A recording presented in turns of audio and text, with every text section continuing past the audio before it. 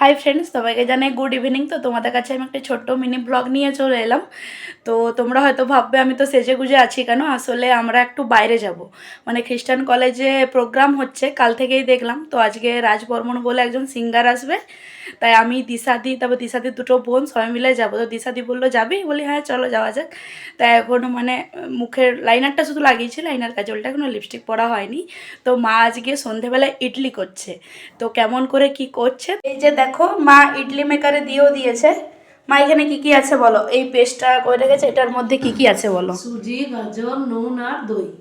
ও, গাজর কটা দিয়েছো? একটা গ্রেট করে। আচ্ছা, আর এটা ইডলি মেকারে দিয়ে দিয়েছে। সেটা স্টিমে, বাবার এটা গরম, যে স্টিমে হবে। এই যে জল ফুটছে। আর কারি পাতা আমাদের গাছের দেখাচ্ছে, দাঁড়ো, এটা কারি পাতা, এটা চাটনির জন্য।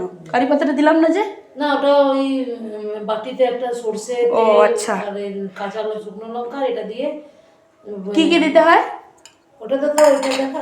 এইটা হচ্ছে তোমার, আমি একটা চাটনি, এটা চাটনি, তো এটা চাটনি বানালাম একটা, নারকেল, তারপর হচ্ছে আদা আর কাঁচা লঙ্কা দিয়ে একটা পেস্ট বানিয়ে নিলাম। এই যে চাটনিটা, ইডলির যে চাটনিটা হয়। আর এইটা দিয়ে এটা কী হবে? ওই যে তেলে দিব, ওইটাতে ফোড়ন দেব। ও, এটাতে ফোড়ন দেবে। আমি তো বড় খাবারে একবারে পারদর্শী, তাই ভালোভাবে বলতে পারছি না। তো আমি তো এখন খেতে পারবো না, আমি যেহেতু থাকবো না, এসে পর একটা টেস্ট করে দেবো, রিভিউটা তোমাদেরকে দেবো। আমার সাউথ ইন্ডিয়ান খাবার অত ভাল লাগে না, একটা খেয়ে দেখবো। আমার সাউথ ইন্ডিয়ান খাবার ভালোই লাগে না। তো চলো, এই যে মায়ের টেস্টি ইডলি রেডি, এটা দিদার জন্য দিচ্ছি। আর এই যে চাটনিটা দেখে হেভি লাগছে, আমি এসে পর টেস্ট করবো একটা। হ্যাঁ চলো, দিদাকে দিয়ে আসা যাক। দিদা বলো কেমন হয়েছে ইডলিটা? ভালো হয়েছে, খুব ভালো হয়েছে।